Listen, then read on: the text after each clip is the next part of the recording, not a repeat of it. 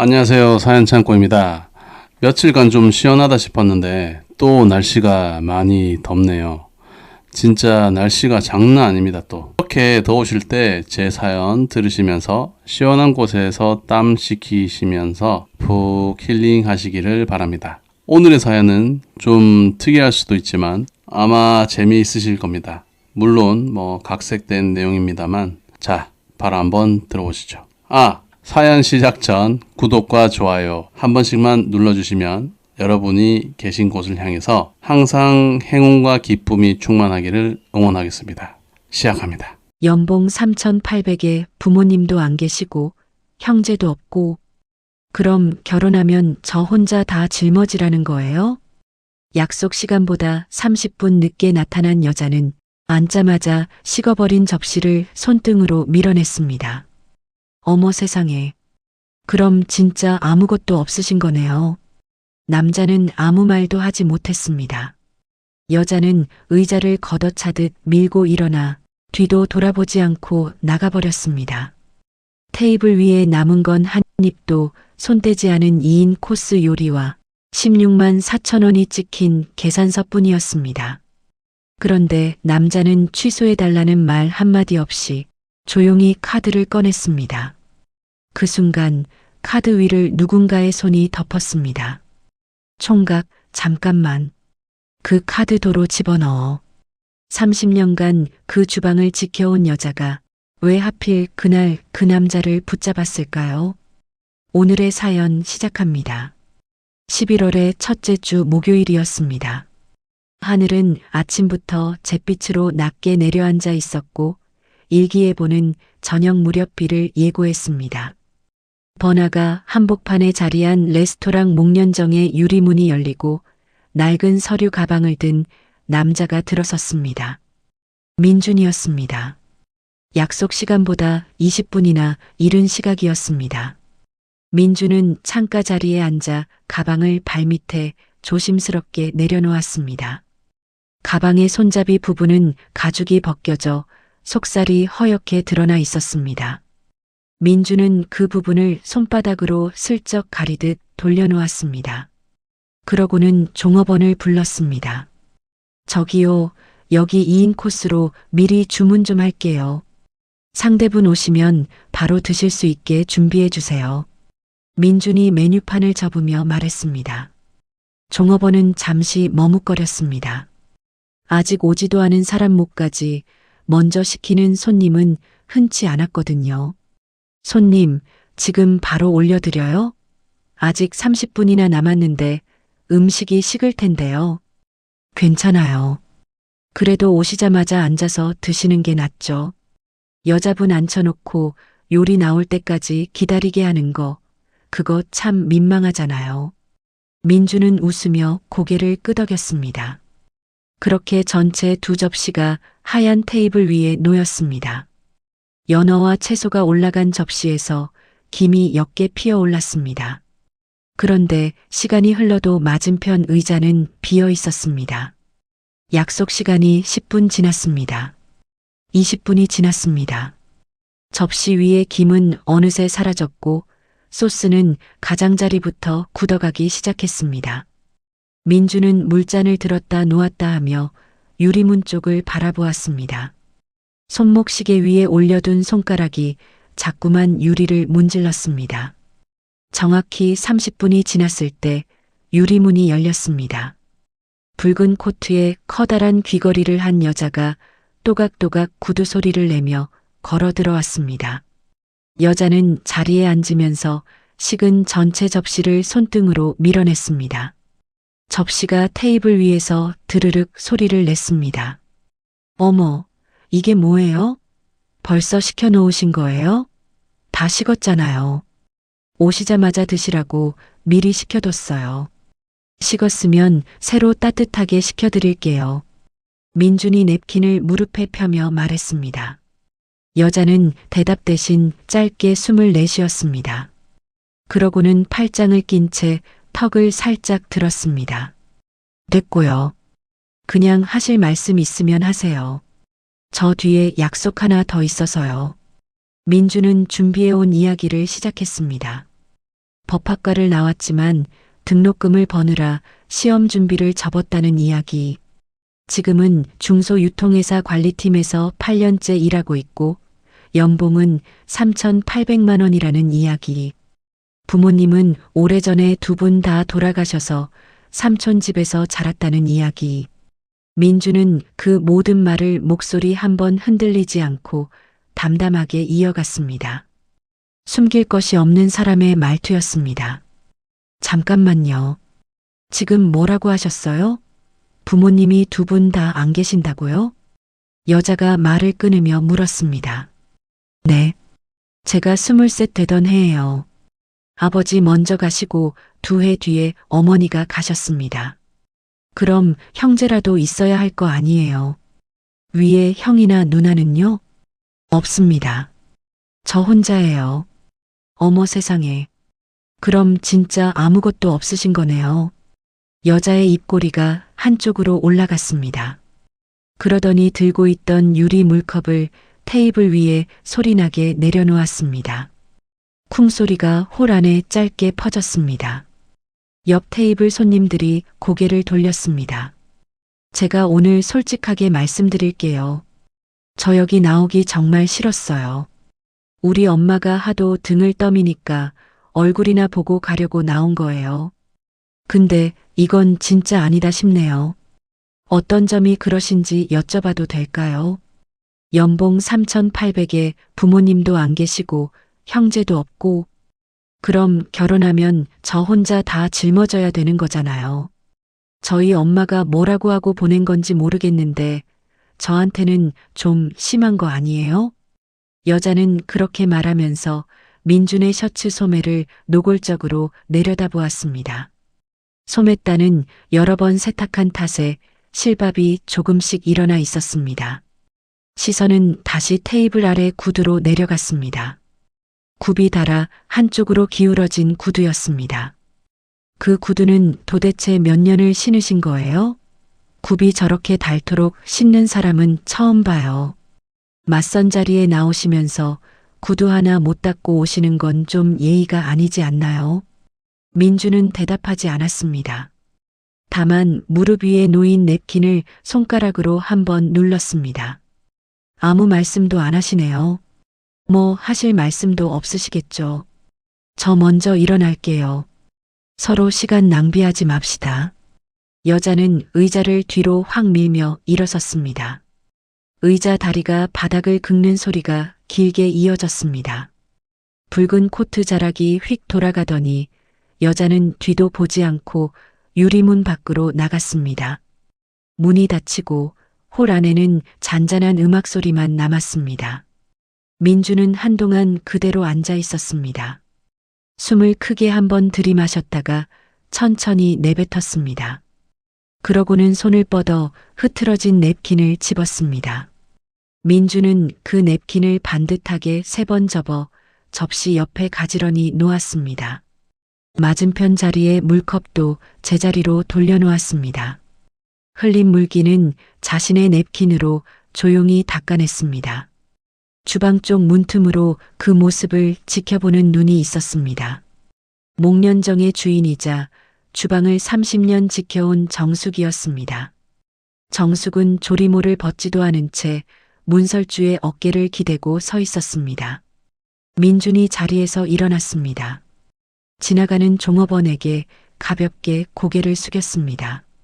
자리 오래 차지하고 있어서 죄송합니다. 음식도 손 못 대고 남겨서 미안하네요. 잘 먹었습니다. 아, 아니에요, 손님. 그런 말씀을. 종업원이 오히려 당황해서 어정쩡하게 인사를 받았습니다. 민주는 계산서를 들고 카운터로 걸어갔습니다. 계산서에는 손도 대지 않은 코스 요리 2사람 몫이 그대로 찍혀 있었습니다. 16만 4천 원이었습니다. 민주는 그 숫자를 한번 보고는 취소해달라는 말 없이 지갑에서 신용카드를 꺼냈습니다. 카드가 단말기에 꽂히려는 순간 누군가의 손이 그 위를 덮었습니다. 총각, 잠깐만. 그 카드 도로 집어넣어. 정숙이었습니다. 정숙은 카드를 밀어내며 민준의 얼굴을 똑바로 올려다보았습니다. 손도 안 댄 걸 왜 다 계산해? 저쪽 몫은 빼줄 테니까 총각 먹은 것만 내. 아니, 총각도 한 입도 안 먹었잖아. 제가 시킨 거니까요. 주문한 사람이 내는 게 맞습니다. 민준이 카드를 다시 내밀며 말했습니다. 정숙은 그 손을 붙잡았습니다. 그러고는 고개를 돌려 카운터 뒤 벽을 턱으로 가리켰습니다. 그곳에는 오래된 액자가 하나 걸려 있었습니다. 흑백에 가까운 색이 바랜 사진 속에서 앞치마를 두른 젊은 남자가 웃고 있었습니다. 저 사람 보이지? 우리 남편이야. 30년 전에 저 사람도 딱 저 창가 자리에서 총각이랑 똑같은 꼴을 당했어. 정숙의 목소리가 낮아졌습니다. 그날도 상대 여자가 밥숟갈도 안 뜨고 자리를 박차고 나갔어. 근데 저 사람이 어쨌는지 알아? 혼자 남아서 냅킨을 곱게 접어놓더라고. 그러고는 나가면서 홀 아가씨한테 허리 굽혀서 인사를 하는 거야. 잘 먹었다고. 나는 그때 주방에서 그 꼴을 다 봤어. 그 길로 내가 저 사람이랑 살기로 마음먹었지. 민주는 뭐라고 대답해야 할지 몰라 서 있었습니다. 정숙은 앞치마 주머니에서 명함을 꺼내 카운터 위에 탁 내려놓았습니다. 나한테 딸이 하나 있어. 올해 29이고 여기 홀 매니저 보고 있어. 총각, 우리 딸 한번 만나봐. 사장님, 갑자기 그런 말씀은 좀. 오늘 밥값은 내가 낼게. 그 대신 우리 딸 한 번만 만나줘. 이건 부탁이 아니라 흥정이야. 저 오늘 처음 뵀는데 이러시면 제가 더 곤란합니다. 밥값은 제가 내겠습니다. 민준이 지갑을 다시 열려고 하자 정숙은 아예 지갑을 손으로 눌러 덮었습니다. 그러더니 카운터에 놓인 영수증 한 장을 뒤집어 볼펜으로 숫자를 쓱쓱 적었습니다. 정숙은 그 종이를 접어 민준의 겉옷 주머니에 밀어 넣었습니다. 내가 사람 하나는 기가 막히게 봐. 총각 연락 안 하면 내가 총각 회사 알아내서 찾아갈 거야. 나 그러고도 남는 사람이야. 여기서 30년 장사한 사람이 못할 게 뭐가 있겠어. 바로 그때 유리창에 굵은 빗방울이 툭툭 부딪히기 시작했습니다. 예보보다 이른 비였습니다. 빗줄기는 순식간에 거세져 거리를 하얗게 뒤덮었습니다. 민준이 창밖을 보며 옷깃을 여미자 정숙은 출입구 우산꽂이로 성큼성큼 걸어갔습니다. 그러고는 가게 이름이 박힌 커다란 장우산을 뽑아 민준의 손에 억지로 쥐어주었습니다. 이거 쓰고 가. 감기 걸리면 어쩌려고 그러고 나가. 대신 이건 꼭 돌려주러 와야 돼. 알았지. 민준은 우산 손잡이를 내려다보았습니다. 목련정이라는 세 글자가 흰 실로 박음질되어 있었습니다. 주말 오후 민준은 조용한 골목 앙갤러리 카페의 문을 열었습니다. 창가 자리에 검은 코트를 입은 여자가 팔짱을 낀 채 앉아 있었습니다. 서연이었습니다. 서연은 민준이 다가와 인사를 하는 동안에도 팔짱을 풀지 않았습니다. 민준이 자리에 앉자마자 서연이 먼저 입을 열었습니다. 앉으시자마자 이런 말씀드려서 죄송한데요. 저 오늘 이 자리 나오기 싫었어요. 네, 그러셨을 것 같습니다. 우리 엄마가 사람을 무슨 물건처럼 붙잡아다가 이러는 거 저는 진짜 견딜 수가 없거든요. 가게 손님 붙잡고 딸 소개하는 엄마가 세상에 어디 있어요. 저 창피해서 얼굴을 못 들겠어요. 그리고 저 연애할 마음 눈곱만큼도 없어요. 그러니까 오늘 만난 거는 없던 일로 해주세요. 엄마한테는 제가 알아서 말할게요. 서연의 말투에는 날이 서 있었습니다. 손가락 끝은 테이블 모서리를 계속 톡톡 두드리고 있었습니다. 민주는 화를 내지도 서운한 기색을 보이지도 않았습니다. 대신 메뉴판을 집어 서연 쪽으로 방향을 돌려놓았습니다. 알겠습니다. 그럼 차만 한 잔 마시고 일어나시죠. 여기까지 나오셨는데 그냥 가시면 그것도 좀 그러니까요. 뭐 드시겠어요? 네, 드시고 싶은 거 고르세요. 이거는 제가 사겠습니다. 서연은 잠깐 멈칫하더니 손톱 끝으로 메뉴판의 한 줄을 짚었습니다. 캐모마일 차였습니다. 민주는 카운터로 가서 캐모마일 차와 아메리카노를 주문하고 돌아왔습니다. 실은 저도 오늘 나올 생각이 없었습니다. 민준이 자리에 앉으며 말했습니다. 그게 무슨 말씀이세요? 어머님이 제 주머니에 전화번호를 억지로 찔러 넣으셨어요. 제가 안 받겠다고 지갑을 여니까 지갑을 손으로 꾹 눌러서 못 열게 하시더라고요. 그러고는 연락 안 하면 회사로 찾아오시겠다고 하셨습니다. 그 말에 서연의 눈썹이 살짝 움직였습니다. 우리 엄마가 진짜 그렇게 말했어요? 네. 30년 장사한 사람이 못할 게 뭐가 있겠냐고 하셨습니다. 저는 그 말 듣고 진짜 찾아오시겠구나 싶었어요. 어머, 어떡해. 우리 엄마 진짜 찾아가고도 남아요. 작년에는 배달 오토바이 아저씨 붙잡고 저 소개하려다가 그 아저씨가 다시는 우리 가게 안 오셨어요. 서연의 입에서 짧은 웃음이 새어나왔습니다. 아주 잠깐이었지만 분명한 웃음이었습니다. 찻잔이 나오자 민주는 캐모마일 잔을 서연 앞으로 조심스럽게 밀어주었습니다. 이거 식기 전에 드세요. 고맙습니다. 그리고 제가 그날 어머님한테 우산을 하나 빌렸어요. 가게 이름 박힌 큰 우산이요. 그건 제가 직접 가게로 가서 돌려드리겠습니다. 어머님께는 오늘 만나서 차 한 잔 마셨다고만 말씀드리세요. 나머지는 신경 쓰지 않으셔도 됩니다. 민주는 그 말을 끝으로 더 이상 아무것도 묻지 않았습니다.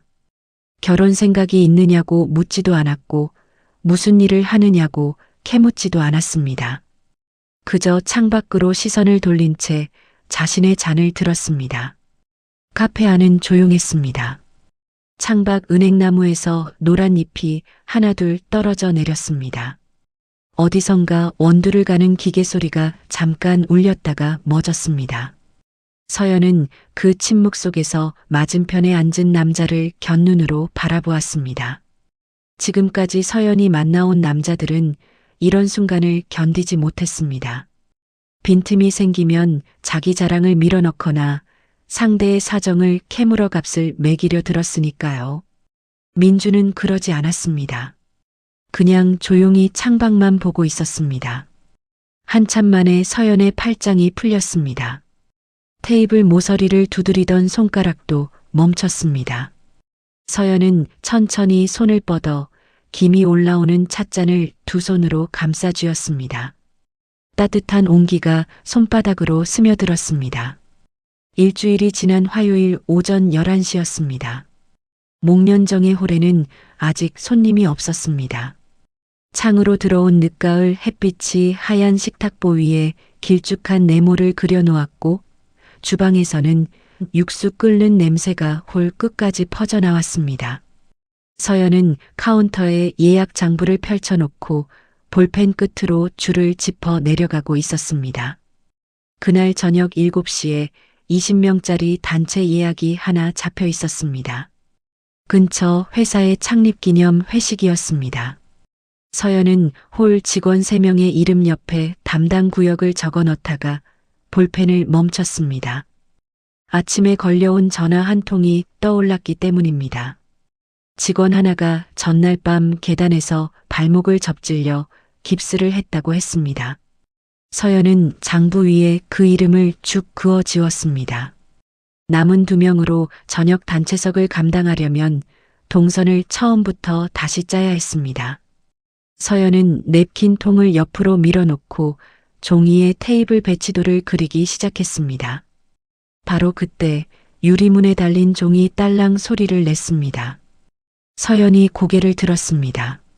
민준이 커다란 장우산 하나와 리본이 묶인 작은 상자를 들고 서 있었습니다. 11시 40분이었습니다. 안녕하세요. 우산 돌려드리러 왔습니다. 지금요? 서연은 볼펜을 든 채 자리에서 일어났습니다.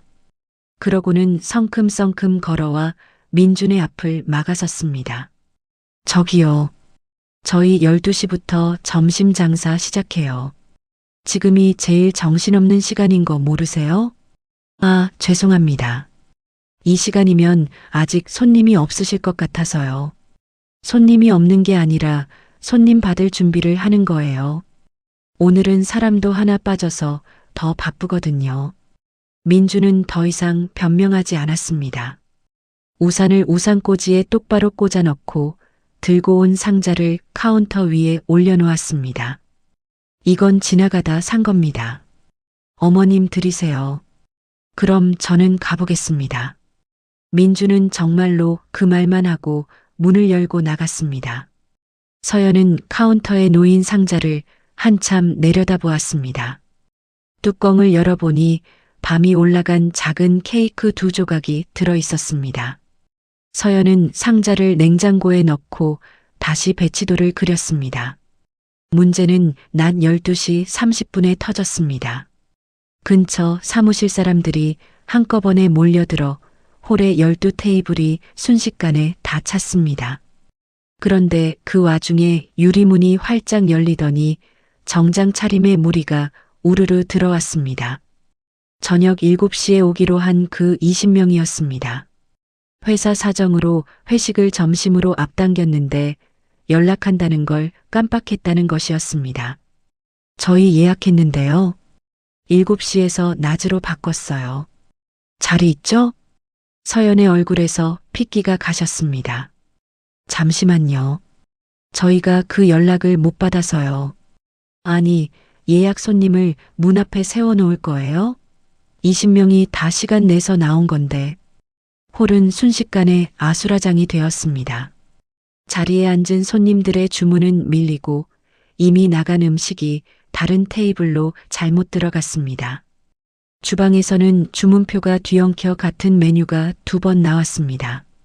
여기저기서 손을 드는 손님들 사이로 서연은 이마에 땀이 맺힌 채 뛰어다녔습니다. 등 뒤에서는 계산을 기다리는 줄이 카운터 앞까지 늘어섰습니다. 바로 그때 창밖에서 그 광경을 보고 걸음을 멈춘 사람이 있었습니다. 외근을 마치고 회사로 돌아가던 민준이었습니다. 민준은 유리창 너머로 30초쯤 안을 살펴보더니 휴대전화를 꺼냈습니다. 팀장님, 저 민준입니다. 죄송한데 오늘 오후 반차 좀 쓰겠습니다. 오전 외근 보고서는 이따 저녁에 올려두겠습니다. 전화를 끄는 민준은 유리문을 밀고 들어갔습니다. 넥타이를 풀어 주머니에 넣고 코트를 벗어 빈 의자 등받이에 걸쳤습니다. 그러고는 곧장 카운터 안쪽으로 들어가 계산기 앞에 섰습니다. 손님, 지금 계산하실 분들 이쪽으로 오세요. 순서대로 해드리겠습니다. 민준의 목소리는 크지 않았지만 이상하게 또렷했습니다. 민준은 대기하는 손님들에게 종이를 찢어 번호를 적어 나눠주었습니다. 그러고는 단체 손님 쪽으로 걸어갔습니다. 단체로 오신 분들은 안쪽 방으로 모시겠습니다. 다만 지금 홀 손님이 먼저 들어와 계셔서 음식은 20분 뒤부터 순서대로 나갑니다. 대신 먼저 국물하고 밑반찬부터 깔아드리겠습니다. 괜찮으시겠습니까? 아, 예. 그럼 뭐. 일행 중 나이 든 남자가 고개를 끄덕였습니다. 민주는 곧바로 주방으로 들어가 조리대 위에 어지럽게 꽂힌 주문표를 전부 뽑았습니다. 그러고는 들어온 순서대로 번호를 매겨 다시 집게에 꽂았습니다. 같은 메뉴끼리 묶어놓으니 주방장의 손놀림이 눈에 띄게 빨라졌습니다. 서연은 3번에서 7번 테이블만 맡으세요. 나머지는 제가 나릅니다. 민준이 접시 2개를 한 손에 받쳐들며 말했습니다. 서연은 얼떨결에 고개를 끄덕이고 자기 구역으로 뛰어갔습니다. 그렇게 정확히 1시간이 지나자 홀은 거짓말처럼 조용해졌습니다. 계산줄이 사라지고 단체석에서는 웃음소리가 흘러나왔습니다. 밤 10시 마지막 손님이 나가고 홀의 불이 반쯤 꺼졌습니다. 서연은 물 2잔을 들고 와 창가 자리에 앉았습니다. 민준의 셔츠는 등판이 땀에 젖어 색이 짙어져 있었습니다. 하나만 물어볼게요. 왜 그러셨어요? 서연이 물잔을 밀어주며 물었습니다. 뭐가요? 남의 가게예요, 여기. 아까 회사 근무 시간이었잖아요. 회사에서 나오셔서 남의 가게 홀서빙을 반나절이나 하는 사람이 어디 있어요? 민주는 대답 대신 휴대전화를 꺼내 화면을 켰습니다. 그러고는 서연 쪽으로 밀어놓았습니다. 반차 신청이 승인되었다는 문자와 근무 기록 화면이 나란히 떠 있었습니다. 오후 반찬했습니다. 무단으로 자리 비운 거 아니에요. 그건 확실히 해두고 싶었습니다. 서연은 화면을 한참 들여다보았습니다. 그러니까 왜요? 반차까지 내가면서 창밖에서 보니까 서연 혼자 뛰어다니고 있었어요. 그거 보고 그냥 지나가는 게 더 이상하잖아요. 민주는 물을 한 모금 마시고 잔을 내려놓았습니다. 곤란한 사람 돕는데 무슨 대단한 이유가 필요합니까? 그냥 눈에 보였으니까 들어온 겁니다. 서연은 아무 말도 하지 못했습니다. 지난 3년 동안 서연은 사람의 친절을 한 번도 그냥 받은 적이 없었습니다. 누가 웃으며 다가오면 저 사람이 무엇을 원하는지부터 계산하는 버릇이 생겨 있었습니다. 그런데 맞은편에 앉은 남자는 아무것도 요구하지 않았습니다. 심지어 자기가 딴짓을 하지 않았다는 증거까지 먼저 꺼내 보였습니다. 다음 날 저녁 6시 서연은 민준의 회사 앞 횡단보도에 서 있었습니다. 퇴근하던 민준이 서연을 발견하고 걸음을 멈췄습니다. 여기까지 어떻게 오셨어요? 어제 그거 그냥 넘어가면 제가 잠이 안 올 것 같아서요. 저녁 살게요. 대신 비싼 데는 아니에요. 두 사람이 간 곳은 번화가를 벗어난 외곽의 낡은 가정식 백반집이었습니다. 문을 열자 된장찌개 냄새와 연탄 난로의 마른 열기가 함께 밀려 나왔습니다. 벽에는 손으로 쓴 차림표가 빗둘게 붙어 있었고 상위에는 반찬 7가지가 좁게 놓였습니다. 밥을 반쯤 먹었을 때 서연이 먼저 입을 열었습니다. 저 사실 사람 잘 안 믿어요. 3년 전에 크게 한번 당했거든요. 민주는 젓가락을 내려놓았습니다. 어떤 사람이 저한테 접근했어요. 자기가 어디 사는 누구인지 제대로 말도 안 했는데 저는 그게 겸손한 건 줄 알았어요. 사업 자금이 잠깐 막혔다고 해서 8천만 원을 빌려줬어요. 엄마 몰래 제 이름으로 대출까지 받아서요. 나중에는 가게를 담보로 잡자고 하더라고요. 그때 정신이 번쩍 들어서 겨우 막았어요. 돈은 한 푼도 못 받았고요. 엄마한테는 아직도 절반만 말했어요. 서연의 손끝이 박공기 가장자리를 문지르고 있었습니다. 민주는 아무 말도 하지 않고 고개만 끄덕였습니다. 끼어들지도 그 사람이 누구냐고 묻지도 않았습니다. 그저 서연의 말이 끝날 때까지 기다렸습니다. 한참 뒤 서연이 상위의 반찬 하나를 젓가락으로 가리켰습니다. 간장에 졸인 검은 콩과 메추리알이었습니다. 저희 엄마가 소풍 때마다 이 간장으로 도시락을 싸줬어요. 똑같은 간장인데 엄마가 하면 맛이 달랐어요. 다른 집 애들이 제 도시락만 먹겠다고 달려들어서 저는 정작 김밥 한 줄도 못 먹었거든요. 서연은 그 말을 하면서 처음으로 소리내어 웃었습니다. 민준도 따라 웃었습니다. 저는 그런 도시락 기억이 없습니다. 민준이 국그릇을 옆으로 밀며 말했습니다. 제가 23 때 부모님 2분 다 돌아가시고 삼촌 집에서 지냈어요. 눈칫밥이 뭔지 그때 알았습니다. 법대는 붙어놓고 등록금 벌러 새벽에 우유 돌리고 밤에 대리운전했어요. 시험 준비는 그러다가 흐지부지 접었고요. 후회 안 하세요? 가끔요. 근데 그때 배운 게 지금 하나도 안 버려졌습니다. 서류 보는 눈은 그래도 남았거든요. 식당을 나서니 밤 공기가 제법 차가웠습니다. 서연은 코트 깃을 세우며 걸었습니다. 처음 몇 걸음은 서연이 앞섰고 그 다음에는 민준이 앞섰습니다. 버스 정류장까지 이어진 좁은 인도를 걷는 동안 두 사람의 걸음은 어느 순간 나란해졌습니다. 11월 말의 어느 화요일 오후 3시였습니다. 점심 장사가 끝나고 저녁 준비를 시작하기 전 목련정이 하루 중 가장 한가한 시간이었습니다. 서연은 창가 테이블을 걸레로 닦고 있었고 주방에서는 정숙이 다음날 쓸 육수를 끓이고 있었습니다. 그런데 그때 가게 앞 도로에 검은색 세단 세 대가 줄지어 미끄러지듯 멈춰 섰습니다. 차 문이 한꺼번에 열렸습니다. 맞춤 양복을 입은 남자가 선글라스를 낀 채 내렸고 그 뒤로 덩치 큰 남자 5명이 따라 내렸습니다. 유리문이 열리고 6사람이 한꺼번에 들어서자 홀의 공기가 순식간에 무거워졌습니다. 서연은 남자의 얼굴을 확인한 순간 손에 들고 있던 유리 세정제통을 놓쳤습니다. 통이 바닥에 떨어져 굴러가면서 하얀 액체가 흘러나왔습니다. 서연은 두어 걸음 뒷걸음질을 쳤습니다. 심장이 목까지 올라온 것 같았습니다. 3년 만이었습니다. 태호였습니다. 태호는 서연 쪽을 한번 힐끗 보고는 그대로 지나쳐 카운터로 걸어갔습니다. 그러고는 서류철에서 종이 몇 장을 꺼내 카운터 위에 툭 올려놓았습니다. 이 건물 주인이 어제부로 바뀌었습니다.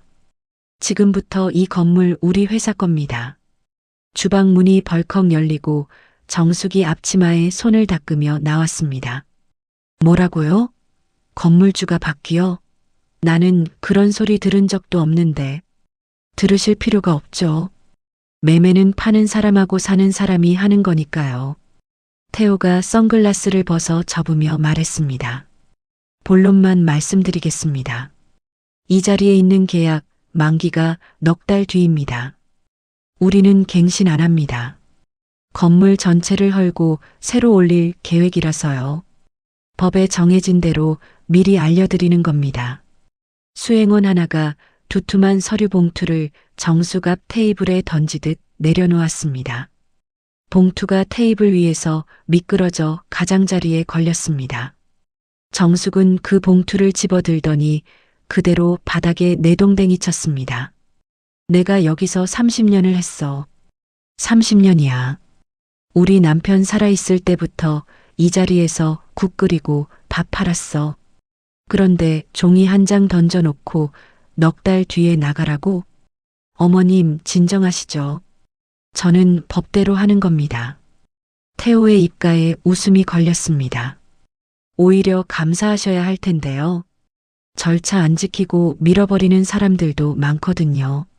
말을 마친 태호는 몸을 돌려 출구 쪽으로 걸어갔습니다. 그러다 서연 앞에서 걸음을 멈췄습니다. 태호는 양복 안주머니에서 명함 한 장을 꺼내더니 굳어있는 서연의 앞치마 주머니에 손가락으로 천천히 밀어 넣었습니다. 오랜만이네. 잘 지냈어? 서연은 대답하지 못했습니다. 태호는 그대로 유리문을 밀고 나갔고 세단 세대는 들어올 때처럼 조용히 사라졌습니다. 그날 저녁 서연의 연락을 받은 민준이 가게로 달려왔습니다. 불을 반만 켜둔 홀 바닥에 서류들이 흩어져 있었습니다. 민준은 그것들을 하나하나 주워 테이블 위에 펼쳤습니다. 그 사람이에요. 서연이 팔짱을 낀 채 말했습니다. 3년 전에 저한테 8천만 원 가져간 사람이요. 그때는 이름도 제대로 안 알려줬어요. 나중에 알고 보니까 저런 집안 사람이었고요. 제가 돈 달라고 찾아갔을 때 변호사 통해서 연락하라고 하더라고요. 민준의 턱 근육이 한번 움직였습니다.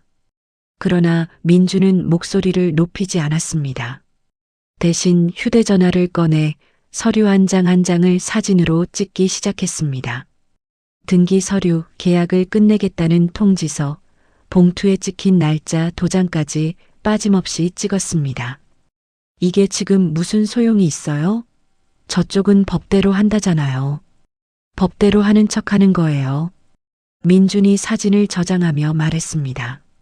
저 사람들 말이 다 맞으면 이렇게 사람을 5이나 끌고 올 이유가 없어요. 겁을 주러 온 겁니다. 겁주는 사람은 반드시 어딘가에서 손이 미끄러집니다. 그때 잡으려면 지금부터 다 남겨놔야 해요. 민준의 예상은 곧 맞아떨어졌습니다. 다음 날부터 태호 쪽 사람들이 움직이기 시작했습니다.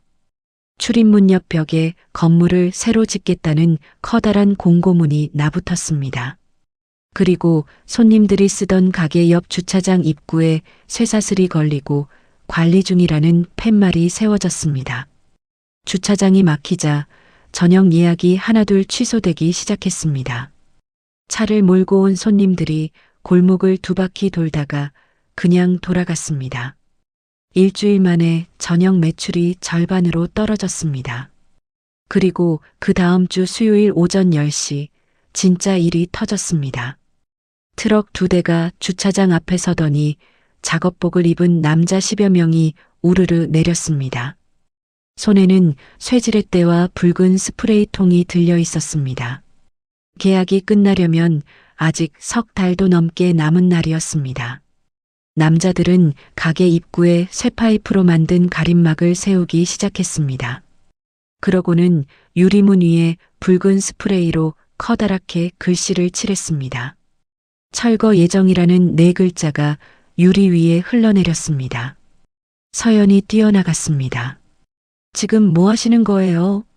여기 아직 영업하는 가게예요. 우리는 시키는 대로 하는 겁니다. 비키세요.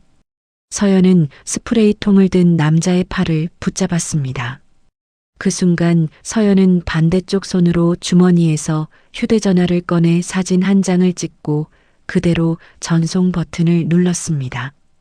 그리고 다음 순간 덩치 큰 남자가 팔을 뿌리쳤습니다. 서연의 몸이 뒤로 밀리면서 시멘트 바닥에 그대로 넘어졌습니다. 손바닥과 무릎이 까지고 팔꿈치가 콘크리트 모서리에 부딪혔습니다. 10분 뒤 민준의 차가 골목 안으로 급하게 들어왔습니다. 사진을 받자마자 차를 돌린 것이었습니다. 민준은 차에서 내리자마자 바닥에 주저앉아 있는 서연을 부축해 계단 위에 앉혔습니다. 그러고는 몸을 돌렸습니다. 민준은 소리를 지르지 않았습니다. 대신 휴대전화를 들어 올려 카메라를 켰습니다. 가림막, 붉은 글씨, 남자들의 얼굴, 트럭 번호판까지 천천히 훑으며 영상을 찍었습니다. 뭐야, 지금 찍는 거야? 야, 저거 못 찍게 해. 한 남자가 다가오자 민주는 한 손으로 통화 버튼을 눌렀습니다. 111이죠. 여기 영업 중인 가게에 사람들이 들어와서 문을 막고 있습니다. 사람이 밀려서 다쳤습니다. 지금 찍고 있으니까 빨리 와주세요. 경찰차 2대가 사이렌을 울리며 골목으로 들어온 것은 그로부터 8분 뒤였습니다. 경찰관들은 작업복 남자들의 신분증을 하나씩 걷어 이름과 소속을 적었습니다. 남의 장사를 막고 남의 물건을 망가뜨린 일이라는 설명이 오갔고 남자들은 결국 가림막을 도로 걷어 트럭에 실었습니다. 민주는 그날 오후 서연을 데리고 병원에 갔습니다. 2주간 치료가 필요하다는 진단서를 받아 사진으로 찍어두었습니다. 경찰서에서 받은 신고 접수 서류도 나란히 폴더에 넣었습니다. 같은 시각 골목 건너편 도로에 세단 한 대가 시동을 켠 채 서 있었습니다. 뒷좌석 창문이 반쯤 내려가고 태호의 얼굴이 보였습니다. 태호는 경찰차가 빠져나가는 모습을 끝까지 지켜보았습니다. 저 남자 누구야? 확인 중입니다. 저 여자 쪽 사람인 것 같습니다. 앞자리에 앉은 비서가 대답했습니다. 어디 다니는지 알아봐. 회사 이름, 직급, 거래처까지 전부. 창문이 소리 없이 올라갔습니다. 세단은 방향을 틀어 큰 길로 빠져나갔습니다. 다음 날 아침 7시 목련정 뒷문 앞은 텅 비어 있었습니다. 평소 같으면 채소를 실은 트럭이 먼저 와서 상자를 부려놓고 뒤이어 고기 배달차가 도착할 시간이었습니다. 서연은 뒷문을 열고 골목 끝까지 내다보았지만 아무것도 오지 않았습니다. 전화를 걸었더니 신호만 길게 가다가 끊어졌습니다. 가게 안으로 들어오자 팩스 기계에서 종이가 계속 밀려나오고 있었습니다. 서연은 그 종이들을 한 장씩 집어들었습니다. 채소를 대던 곳, 고기를 대던 곳, 생선을 대던 곳, 그리고 쌀을 대던 곳. 네 군데 모두 오늘부터 거래를 끝내겠다는 내용이었습니다. 15년, 12년, 20년을 거래해 온 곳들이었습니다. 서연은 냉장고 문을 열었습니다. 어제 남은 양파 몇 개와 반쯤 남은 두부 한 모가 전부였습니다. 서연은 냉장고 문을 닫고 앞치마 끈을 풀었습니다. 그러고는 앞치마를 조리대 위에 던졌습니다. 엄마, 오늘부터 문 닫자. 서연아, 3년 전이랑 똑같잖아. 그 사람 앞에서는 아무것도 안 돼. 내가 또 이 집에 이런 짓을 끌고 들어왔어. 그때 뒷문이 열리고 민준이 들어왔습니다. 민준은 바닥에 떨어진 앞치마를 주워 탈탈 털었습니다. 그러고는 서연의 손을 펴서 그 위에 앞치마를 올려놓았습니다. 오늘 문 닫으면 내일도 닫아야 해. 저쪽이 원하는 게 딱 그거야. 그럼 뭘로 장사를 해? 냉장고가 비었는데. 내가 사올게. 그날 오후 민주는 회사에서 팀장의 호출을 받았습니다. 회의실 문을 닫고 마주 앉자 팀장이 서류철을 손으로 툭툭 쳤습니다. 자네 요즘 무슨 일 있나? 무슨 말씀이신지요? 오늘 오전에 우리 최대 거래처에서 전화가 왔어. 구매팀에서 직접 왔더라고. 자네 이름을 대면서 어떤 사람이냐고 묻더군. 사생활에 문제가 있는 직원 아니냐고. 민준의 손끝이 무릎 위에서 멈췄습니다. 거기 물량이 우리 매출의 4할이야. 나는 자네를 믿지만 위에서는 안 그래. 경위서 하나 써서 올려. 민주는 그날 저녁 심할서를 작성해 제출했습니다. 사흘 뒤 인사팀에서 짧은 통보가 왔습니다. 당분간 대기 발령 대상자 명단에 올려두겠다는 내용이었습니다. 8년을 다닌 회사에서 처음 받아보는 종류의 서류였습니다. 민주는 그 종이를 접어 가방에 넣었습니다. 그리고 그날 밤 좁은 원룸 책상 위에 서류를 잔뜩 펼쳐 놓았습니다. 건물 등기 서류, 매매 계약서 사본, 그리고 구청에서 뗀 서류 한 장이 나란히 놓였습니다. 새벽 2시가 지나갈 무렵 민준의 손이 멈췄습니다. 민준은 2장의 종이를 나란히 붙여놓고 날짜만 반복해서 확인했습니다. 건물을 사들인 날짜가 9월 18일이었습니다. 그런데 건물을 헐고 새로 짓겠다며 구청에 서류를 넣은 날짜가 10월 2일이었습니다. 새로 짓겠다는 계획이 먼저 있어서 건물을 산 게 아니었습니다. 건물을 먼저 사놓고 가게를 내보낼 구실을 뒤늦게 만들어 붙인 것이었습니다. 민주는 2장을 나란히 놓고 사진을 찍었습니다. 다음 날 민주는 반차를 내고 오래된 로펌 건물을 찾아갔습니다. 대학 시절 학비가 없어 자퇴를 고민할 때 밥을 사주던 선배가 있는 곳이었습니다. 민주는 서류를 정리한 두꺼운 파일철을 책상 위에 올려놓았습니다. 선배님, 이 사건 좀 맡아주십시오. 선배는 파일을 대충 넘겨보더니 한숨을 쉬었습니다. 상대가 어디라고? 그룹 계열사입니다. 민준아, 거기 법무팀 사람이 몇인 줄 아냐? 우리 사무실 전체보다 많아.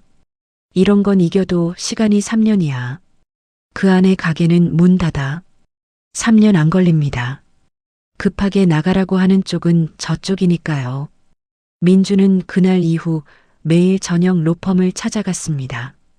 첫날은 등기 서류와 구청 서류 날짜를 비교한 사진을 놓고 갔습니다. 둘째 날은 사람들이 문을 막던 영상을 놓고 갔습니다. 셋째 날은 서연의 진단서와 경찰서 접수증을 놓고 갔습니다. 넷째 날은 주차장에 걸린 쇠사슬 사진을, 다섯째 날은 예약이 취소된 장부 사본을 놓고 갔습니다. 일주일째 되던 날 저녁, 선배가 사무실 문 앞에 선 민준을 손짓으로 불렀습니다. 들어와. 도장 가져왔어? 한편 민준의 하루는 새벽 4시에 시작되었습니다. 거래처가 모두 끊긴 가게에 재료를 대야 했기 때문입니다. 아직 캄캄한 시간에 일어나 수산시장으로 차를 몰고 갔습니다. 바닥은 물이 흥건했고 얼음 부서지는 소리와 상인들이 서로 부르는 소리가 뒤섞여 울렸습니다. 민주는 상자를 하나씩 열어 생선의 눈을 들여다보고 아가미를 뒤집어 보았습니다. 외상은 되지 않았습니다. 현금을 세어 건네고 상자를 어깨에 짊어졌습니다. 그 길로 농산물 시장으로 옮겨 배추와 무, 대파를 사서 차 트렁크에 실었습니다. 가게에 도착하면 아침 7시가 조금 넘었습니다. 닷새째 되던 날 아침이었습니다. 민준이 상자를 나르다가 뒷문 앞에서 상자 하나가 미끄러졌습니다. 급하게 붙잡는 순간 종이 상자 모서리가 손등을 길게 그었습니다. 피가 손목까지 흘러내렸습니다. 서연이 뛰어나와 구급상자를 가져왔습니다. 소독약을 바르는 동안 민주는 아무 소리도 내지 않았습니다.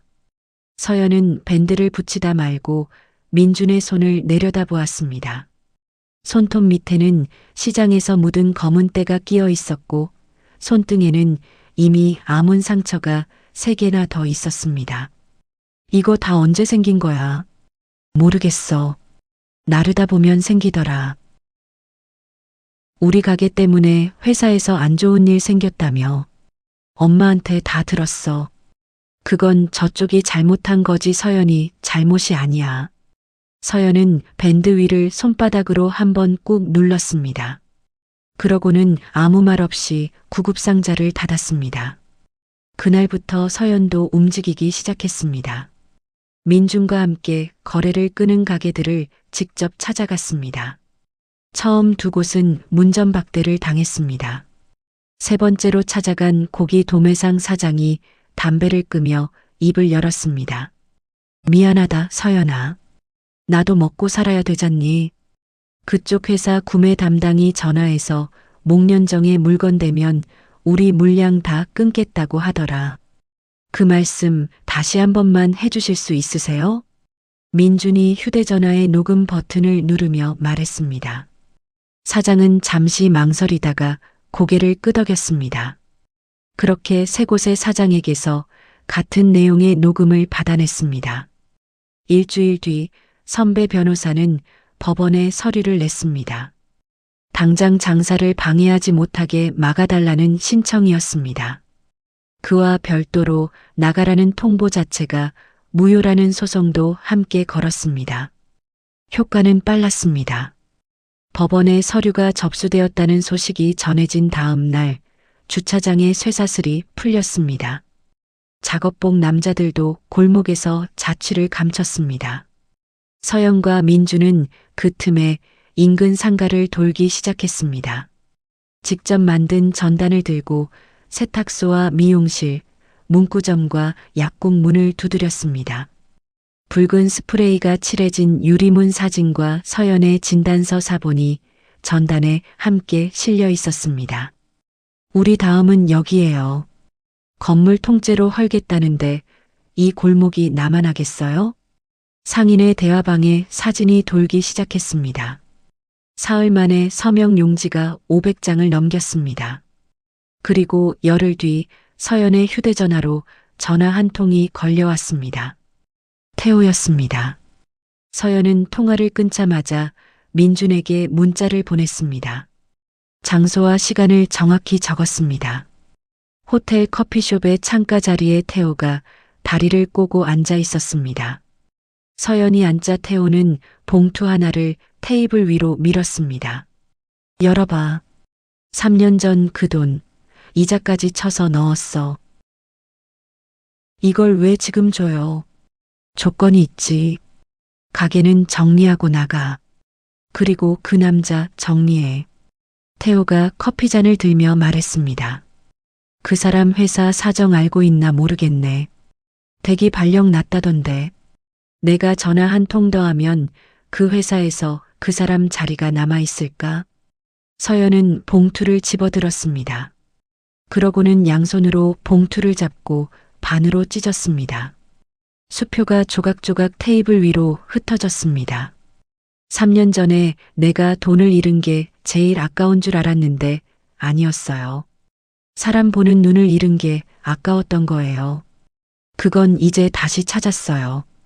서연은 자리에서 일어나 뒤도 돌아보지 않고 걸어 나갔습니다. 회전문을 밀고 나오자 찬바람이 얼굴을 때렸습니다. 그 앞에 민준이 캔커피 2개를 들고 서 있었습니다. 민준은 아무것도 묻지 않았습니다. 따뜻한 캔 하나를 서연의 손에 쥐어주고 두 사람은 나란히 가게 쪽으로 걸어갔습니다. 12월 중순의 아침, 법원 앞 계단에는 밤새 내린 눈이 얼어붙어 있었습니다. 서연은 정숙의 팔짱을 끼고 조심스럽게 계단을 올랐습니다. 정숙은 결혼식 때나 꺼내 입던 남색 정장을 입고 있었습니다. 민주는 그 뒤에서 서류 상자를 2팔로 안고 걸었습니다. 법정 안은 생각보다 좁고 조용했습니다. 난방이 세게 돌아 공기가 텁텁했고 나무 의자에서는 오래된 니스 냄새가 났습니다. 맞은편 자리에는 검은 정장을 입은 변호사 4명이 나란히 앉아 있었습니다. 그들 앞에는 두툼한 서류 뭉치가 사람 팔뚝 높이만큼 쌓여 있었습니다. 먼저 입을 연 쪽은 그쪽이었습니다. 변호사 하나가 자리에서 일어나 종이를 넘기며 말했습니다. 판사님, 이 사건은 간단합니다. 저희 의뢰인은 건물을 정당하게 사들였습니다. 그 건물을 헐고 새로 짓겠다는 것뿐입니다. 자기 재산을 자기 뜻대로 쓰겠다는데 이걸 막을 근거가 없습니다. 계약 기간도 아직 남았고 나가달라는 통보도 법에 정한 기간을 지켜서 했습니다. 정숙의 손이 무릎 위에서 주먹으로 쥐어졌습니다. 서연은 그 손을 자기 손으로 덮었습니다. 정숙의 손등은 뼈가 도드라질 만큼 말라 있었고 손끝이 미세하게 떨렸습니다. 이번에는 민준의 선배 변호사가 일어났습니다. 선배는 서류 대신 작은 노트북을 열었습니다. 판사님, 저쪽은 법을 지켰다고 합니다. 그럼 이 장면부터 보시죠. 법정 앞쪽 화면에 영상이 떴습니다.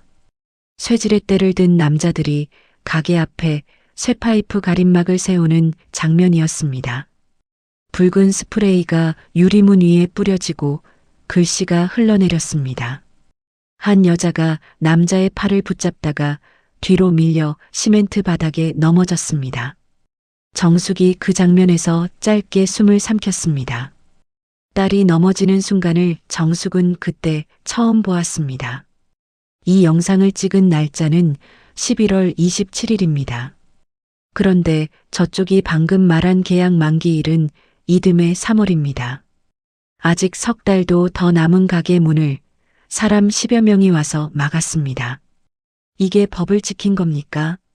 맞은편 변호사가 손을 들었습니다. 그 인부들은 저희가 직접 고용한 사람들이 아닙니다. 하청업체가 일정을 착각한 것으로 보입니다. 그럼 다음 것도 들어보시죠. 선배 변호사가 노트북의 다른 파일을 눌렀습니다. 스피커에서 나이든 남자의 목소리가 흘러나왔습니다. 미안하다, 서연아. 나도 먹고 살아야 되잖니. 그쪽 회사 구매 담당이 전화해서 목련정에 물건 대면 우리 물량 다 끊겠다고 하더라. 같은 내용의 목소리가 세 사람 것으로 이어졌습니다. 법정 안이 조용해졌습니다. 맞은편 변호사 하나가 옆 사람에게 뭔가를 속삭였습니다. 하청업체가 착각한 겁니까? 그럼 이 사장님들 전화는 누가 걸었습니까? 30년 장사한 식당에 재료를 못 들어가게 막아놓고 계약 만기까지 기다리겠다는 말을 어떻게 믿습니까? 그리고 선배 변호사는 마지막으로 종이 2장을 꺼냈습니다. 한 장은 건물 등기 서류였고 한 장은 구청에서 뗀 서류였습니다. 선배는 그 2장을 나란히 붙여 화면에 띄웠습니다. 판사님, 여기 날짜만 봐주십시오. 이 건물을 사들인 날이 9월 18일입니다.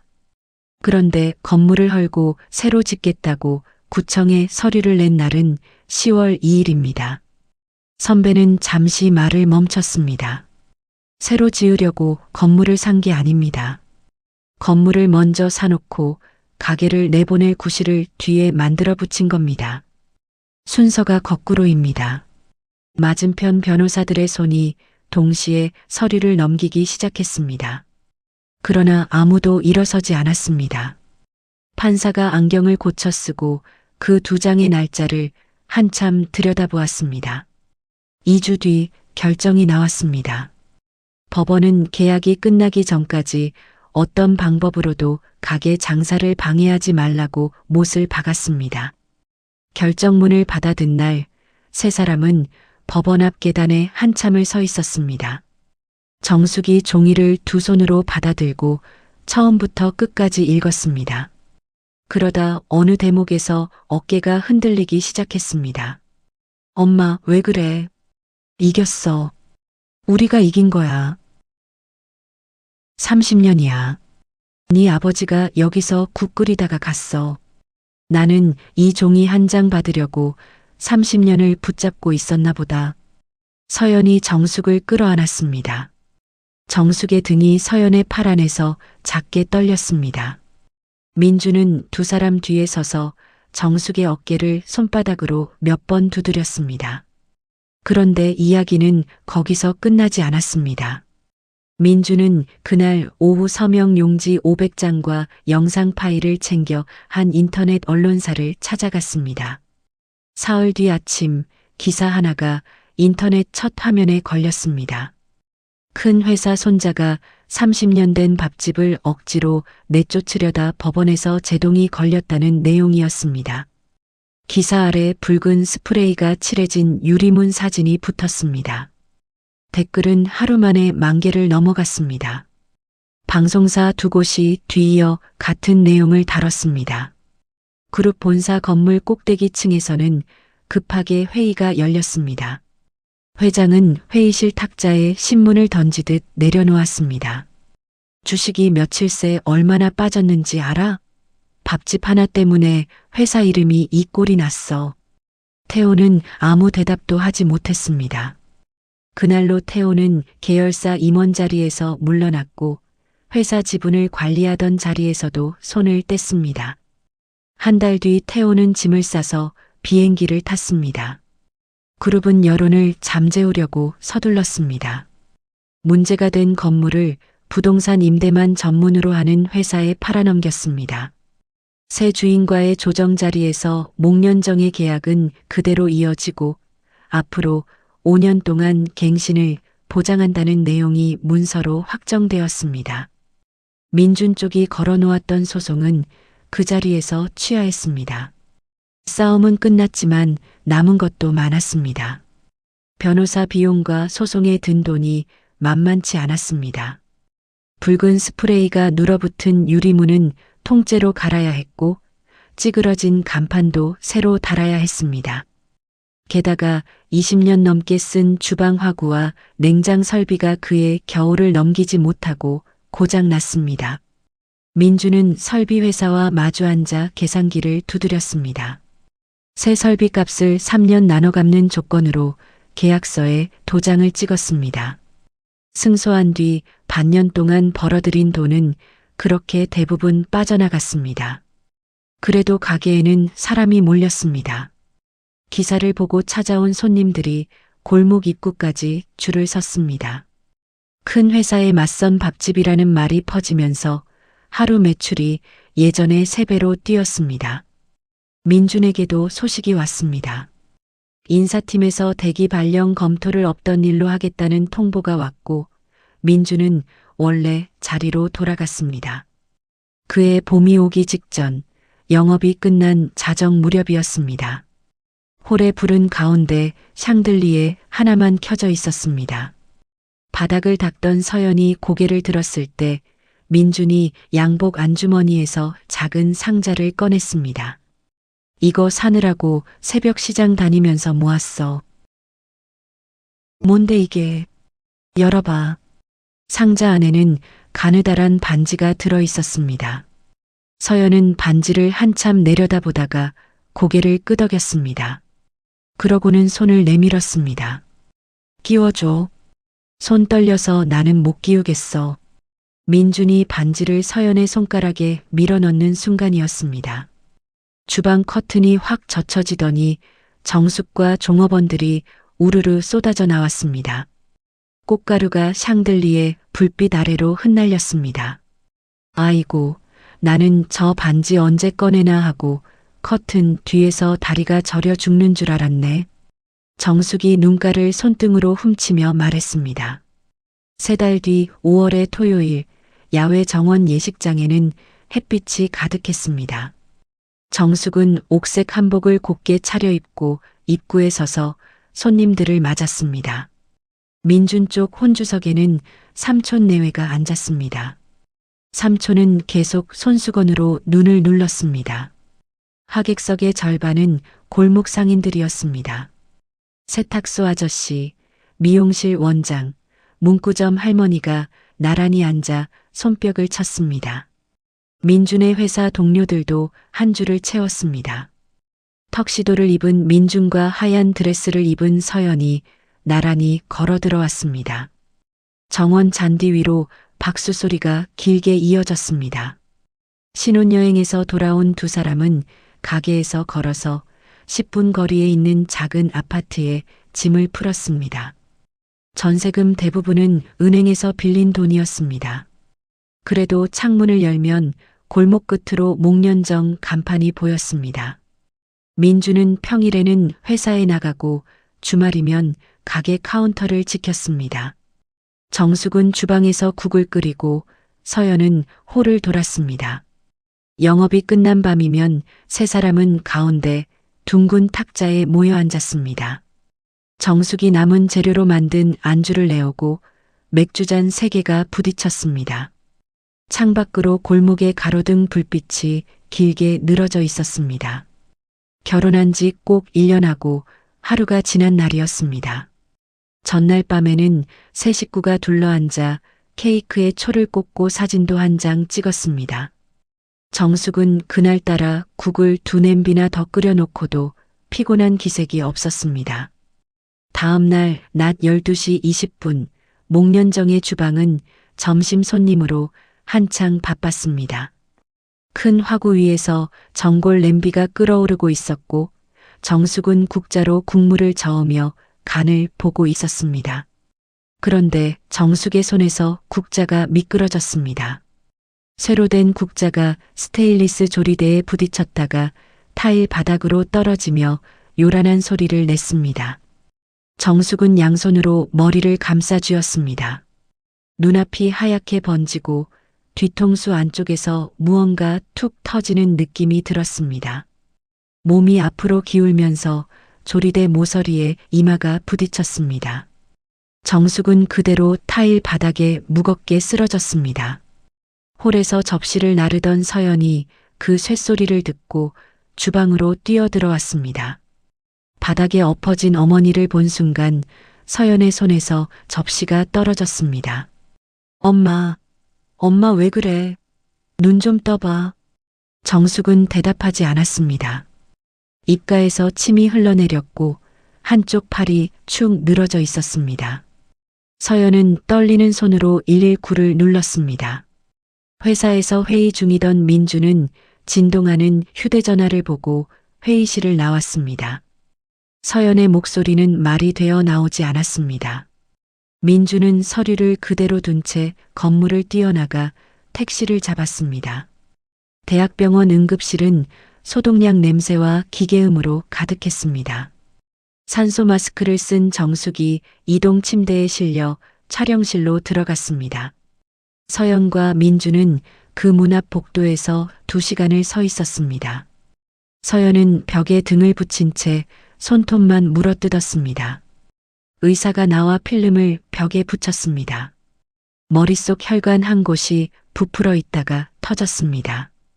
피가 뇌를 누르고 있어서 지금 당장 열어서 빼내야 합니다. 수술하면 괜찮아지는 거죠? 솔직히 말씀드리겠습니다. 지금 상태로는 수술을 해도 어떻게 될지 장담 못합니다. 그래도 지금 안 하면 오늘을 못 넘깁니다. 서연은 수술 동의서에 이름을 적었습니다. 글씨가 3번이나 미끄러져 나갔습니다. 수술은 8시간이 걸렸습니다. 수술실 문 위에 빨간 불이 꺼진 것은 밤 10시가 넘어서였습니다. 정숙은 중환자실로 옮겨졌습니다. 피가 많이 나온 편이라 스스로 숨을 못 쉬고 있습니다. 기계로 숨을 쉬게 하고 있습니다. 언제 깨어날지는 아무도 모릅니다. 며칠일 수도 있고 몇 달일 수도 있습니다. 의사의 말이 끝났을 때 서연은 그 자리에 주저앉았습니다. 주방장이 사라진 가게는 곧바로 흔들리기 시작했습니다. 주방 보조가 정숙의 자리에 섰지만 30년 손맛을 하루아침에 흉내낼 수는 없었습니다. 사흘째 되던 날부터 손님들의 말이 달라졌습니다. 여기 국물 맛이 왜 이래요? 예전 그 맛이 아닌데. 사장님 안 계세요? 원래 그분이 하시던 거잖아요. 전화로 예약을 취소하는 손님이 하루에 10통씩 걸려왔습니다. 줄을 서던 골목이 텅 비었습니다.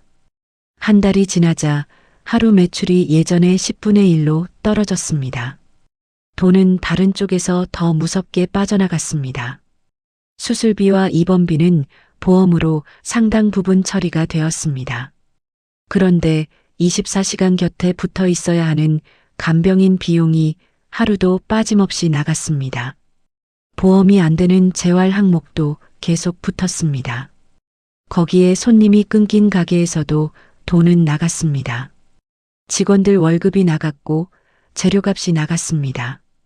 지난 겨울 3년 나눠 갚기로 한 주방 설비 값이 매달 꼬박꼬박 빠져나갔습니다. 아파트 전세금으로 빌린 돈의 이자도 그대로였습니다. 2달이 지났을 때 부부의 마이너스 통장은 한도까지 다 찼습니다. 민주는 통장 잔액을 확인하고 휴대전화를 뒤집어 놓았습니다. 서연의 하루는 둘로 쪼개졌습니다. 낮에는 손님 없는 홀에 앉아 창밖을 보았습니다. 불을 다 켜놓기가 아까워 밤만 켜놓고 앉아 있었습니다. 밤이면 병원으로 가서 중환자실 앞 보호자 대기실 플라스틱 의자에 몸을 웅크렸습니다. 면회는 하루에 2번, 30분씩만 허락되었습니다.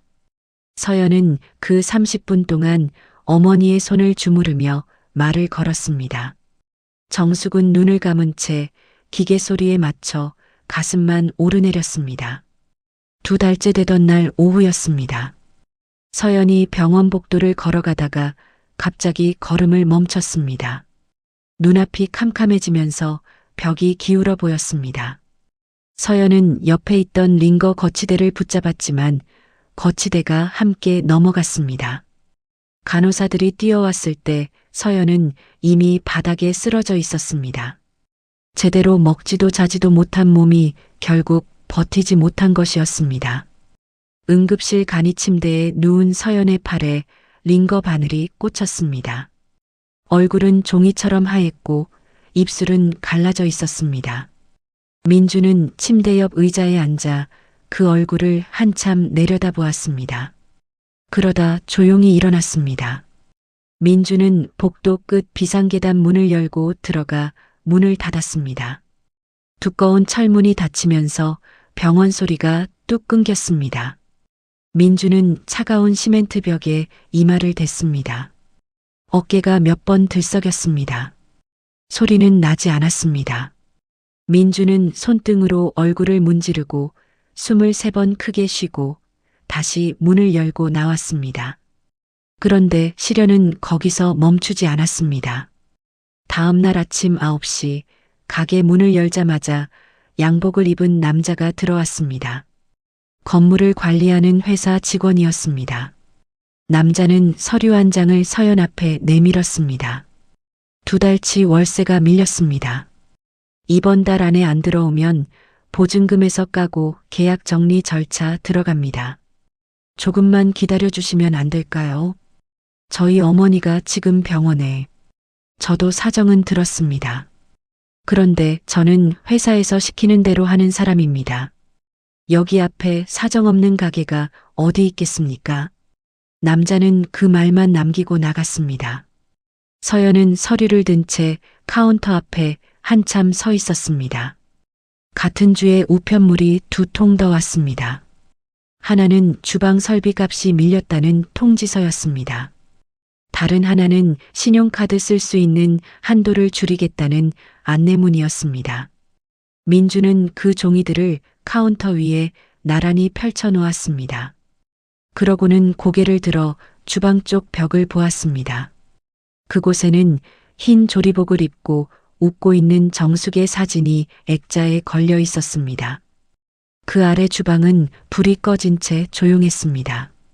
민주는 다시 텅 빈 홀을 둘러보았습니다. 12개의 테이블 중 손님이 앉은 곳은 한 곳도 없었습니다. 민준의 주먹이 카운터 위에서 천천히 쥐어졌습니다.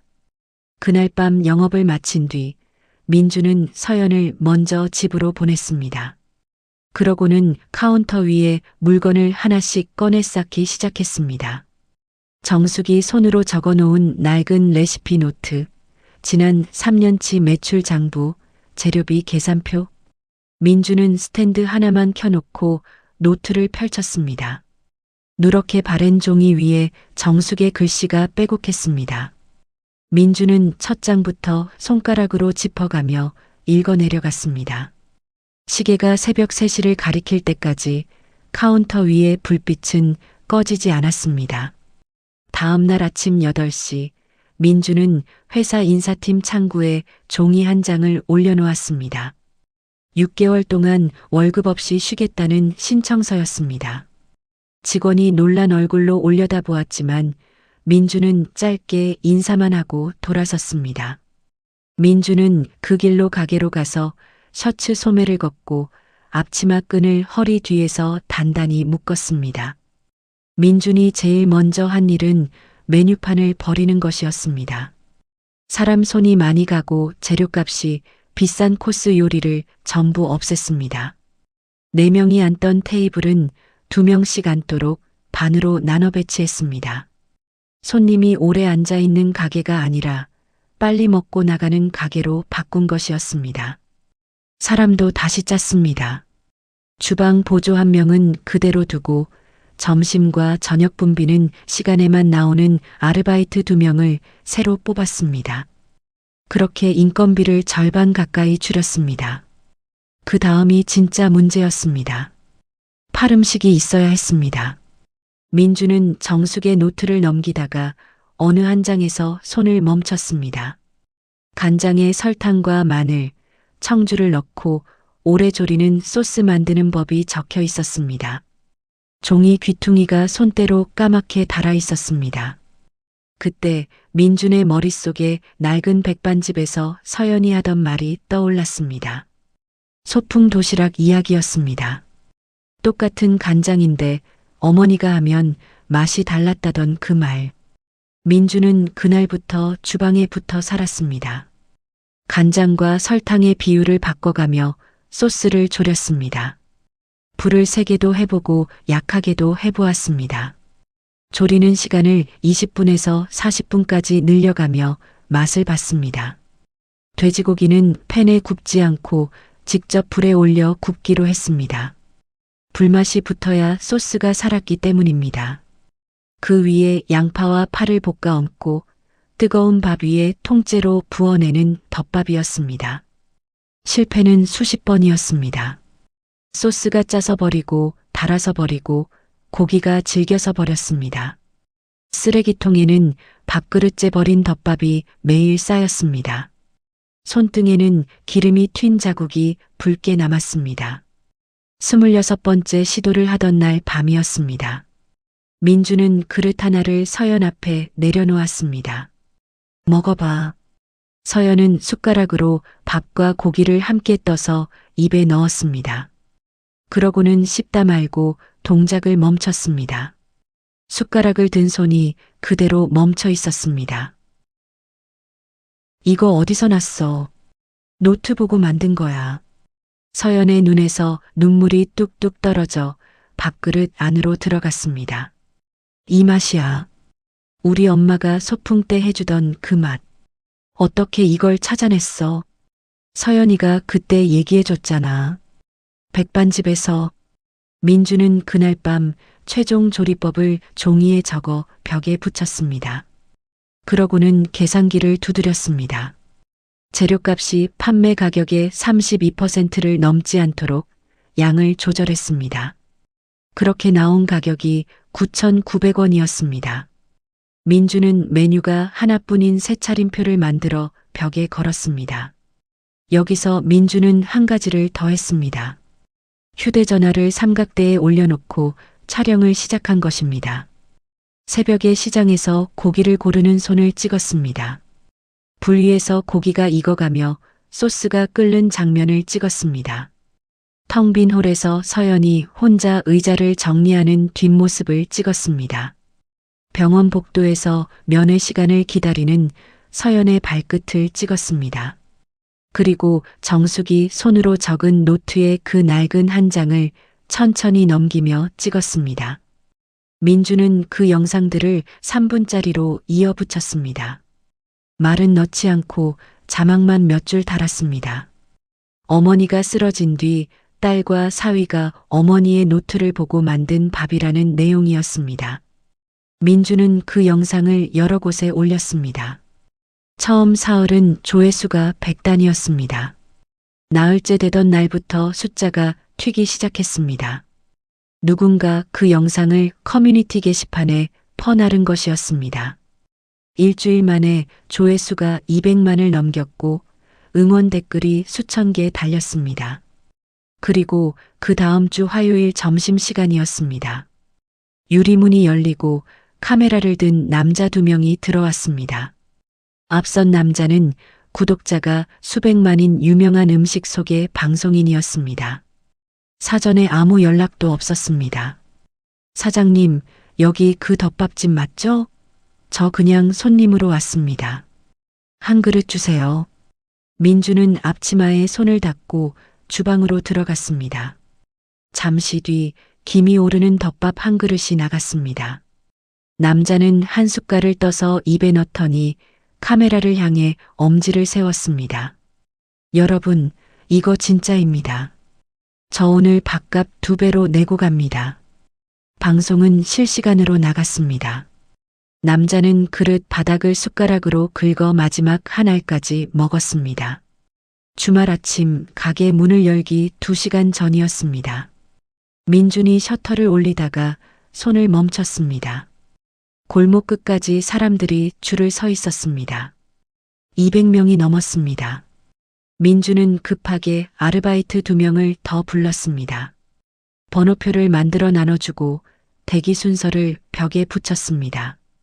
주방에서는 민준이 쉬지 않고 불 앞에 섰습니다. 서연은 홀에서 빈 그릇을 치우고 테이블을 닦고 다음 손님을 앉혔습니다. 두 사람의 옷은 오전에 이미 땀으로 젖었습니다. 그렇게 일주일이 지났습니다. 민주는 은행에 가서 밀린 월세 2달치와 늦어서 붙은 이자까지 전부 보냈습니다. 주방 설비값 밀린 것도 그날 함께 갚았습니다. 그 다음 병원 원무과로 갔습니다. 밀린 치료비의 절반을 그 자리에서 냈습니다. 나머지는 12달에 나눠내겠다는 약속을 하고 서류에 서명했습니다.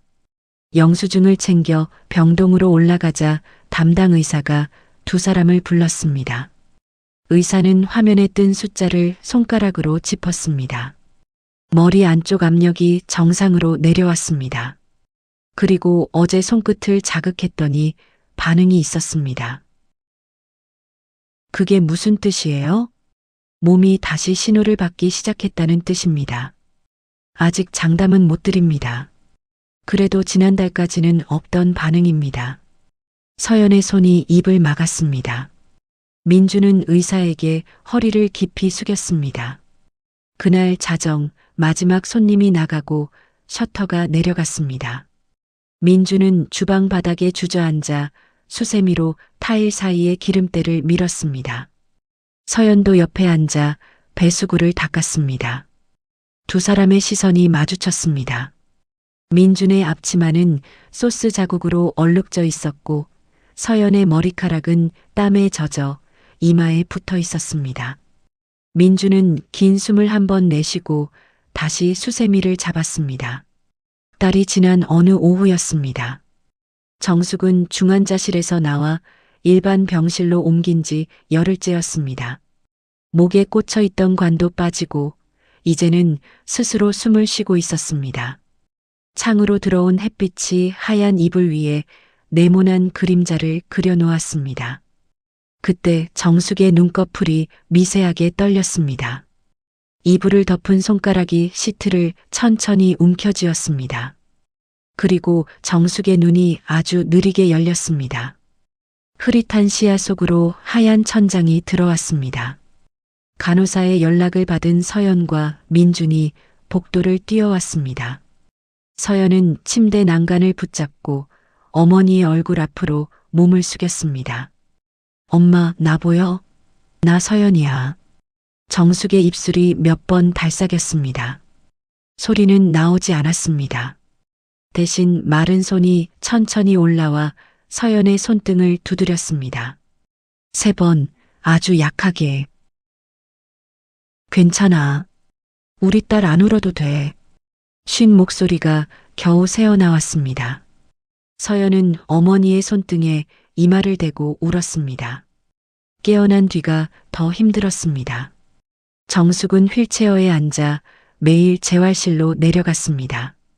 고무밴드를 손에 감고 당기는 일부터 시작했습니다. 처음에는 10번도 채우지 못하고 팔이 떨어졌습니다. 보행 보조기를 붙잡고 세 걸음을 걷는데 일주일이 걸렸습니다. 민준과 서연은 정숙의 치료 일정에 맞춰 하루씩 번갈아 병원에 갔습니다. 한 사람이 병원에 있으면 다른 한 사람이 불 앞에 섰습니다. 그렇게 하고도 가게 매출은 그 동네에서 제일 높은 자리를 지켰습니다. 쉬기로 한 6개월이 끝나는 날, 민주는 회사에 갔습니다. 그리고 사직서를 냈습니다. 8년 동안 다닌 회사였습니다.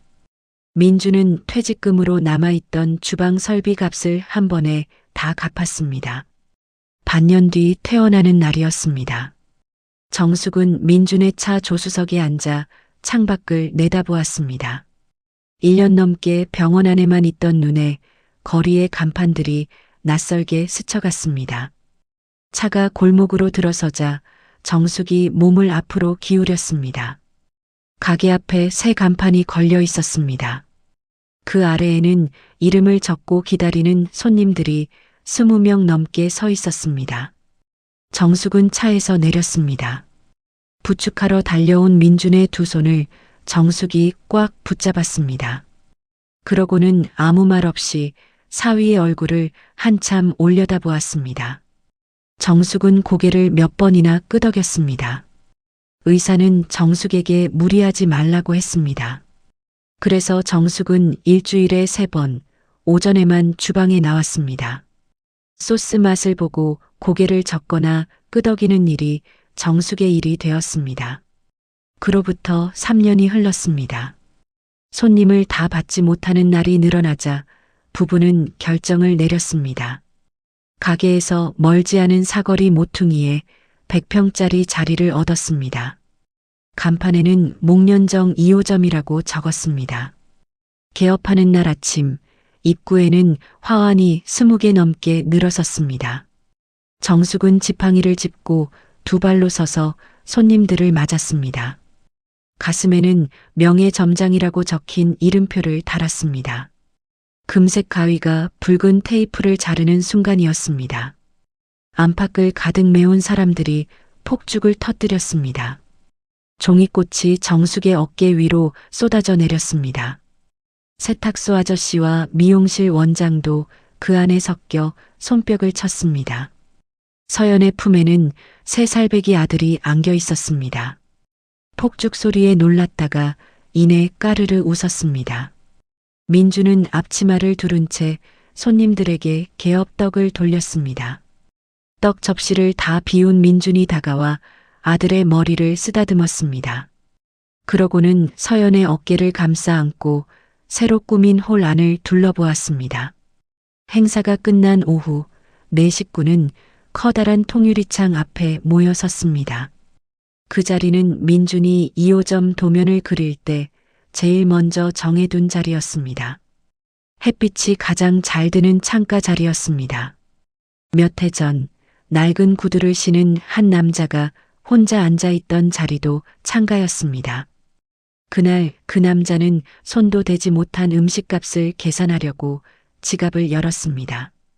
그리고 그 지갑을 한 사람이 손으로 눌러 막았습니다. 지금 그 사람이 지팡이를 짚고 사위 옆에 서 있었습니다. 민준이 삼각대에 휴대전화를 올리고 타이머를 눌렀습니다. 그러고는 뛰어와 서연의 옆에 섰습니다. 정숙이 가운데 서고 서연이 아이를 안고 민준이 그 곁에 섰습니다. 가을 오후의 햇빛이 4사람의 어깨 위로 부서져 내렸습니다. 찰칵 소리와 함께 사진 한 장이 남았습니다. 목련정 2호점 개업식이 끝난 저녁, 4사람은 큰 유리창 앞 자리에 다시 모여 앉았습니다. 정숙은 지팡이를 창가에 세워두고 손자를 무릎 위에 앉혔습니다. 이 자리가 제일 좋아. 서연은 어머니의 어깨에 손을 얹었고 민주는 접시 4개를 차례로 내려놓았습니다. 30년 된 간판은 1호점에 그대로 걸려 있었고 레시피 노트는 여전히 주방 선반 2번째 칸에 있었습니다. 8천만 원을 가져갔던 사람은 이제 아무도 그 이름을 말하지 않았습니다.